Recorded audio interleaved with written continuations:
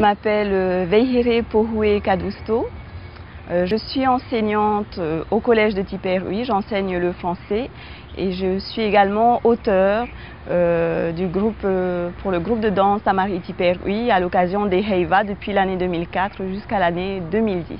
J'ai eu beaucoup de difficultés à écrire en langue tahitienne puisque ce n'est pas ma langue maternelle. Mes parents ne la parlaient pas forcément couramment. Bon, des expressions ressortaient, mais c'était vraiment des expressions passe-partout et basiques.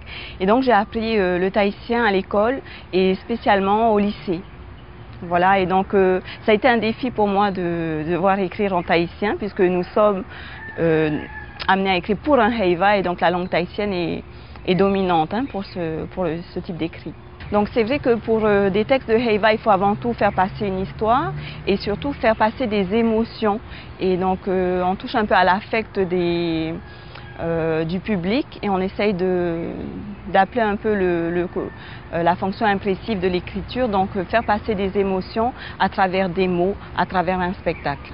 Dans le cadre de l'écriture des textes de spectacle, il y a tout de même un schéma à respecter, donc il faut rester fidèle par exemple à la légende qui nous a été demandé de développer et aussi respecter quand même une certaine cohérence au niveau du placement des divers tableaux, que ce soit les OTA, les apparima, etc. Maintenant au niveau de l'écriture, à proprement parler, il n'y a pas de règles. On peut très bien jouer sur les figures de style, sur la sonorité des mots, surtout en tahitien, avec les pat out o, les chansons un peu scandées. Donc là, c'est l'occasion de mettre à profit nos savoirs poétiques et de jouer sur les syllabes, les voyelles, et donc jouer un peu avec les sonorités. Donc c'est quand même, on est libre à ce niveau-là.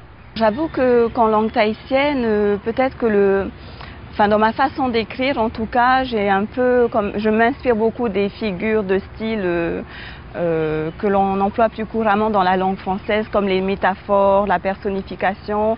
Et c'est vrai que les types d'écrits que je propose sont assez différents de ceux que proposent des auteurs plus polynésiens encore, de par leur naissance, de par leur connaissance de la langue. Chaque écrivain a un vécu, a eu des expériences, et c'est à travers un peu ce canevas-là qu'il va s'exprimer. Il ne sera pas forcément compris d'un écrivain d'une autre culture. Enfin, en tout cas, le lecteur ne percevra pas tous les sous-entendus, les implicites d'un écrit provenant d'un écrivain d'une autre nationalité. J'encouragerai les femmes polynésiennes à prendre ce chemin, malgré les aléas, malgré les pensées négatives qu'elles peuvent avoir par rapport à elles-mêmes, et à se dépasser et à mettre par écrit toutes leurs réflexions. Et petit à petit, peut-être que le texte n'est pas littéraire à la base, mais qu'il révèle des émotions personnelles, un vécu.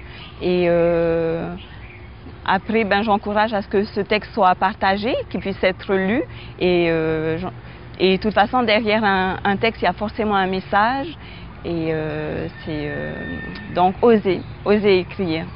Vous découvrirez une forme d'expression tout à fait originale.